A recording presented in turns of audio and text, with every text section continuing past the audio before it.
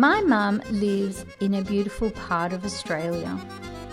Over a cup of coffee, she had asked if I would help her turn her furniture to change it so it would match her new cottage she had just bought.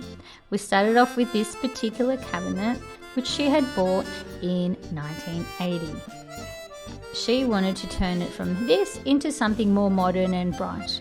The three of us got together and we decided that we would do that.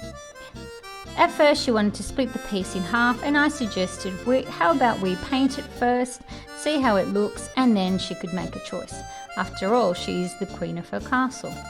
I got all of us working and we started the first coat. Of course we had to clean the cabinet and everything. Once the coat was done, I said, don't worry, it's not going to look like this. We still have a second coat to go. Time is really valuable. And we should spend it with the people we love and do things that we like to help each other. Anyway, so we finally finished the second coat and it turned out gorgeous.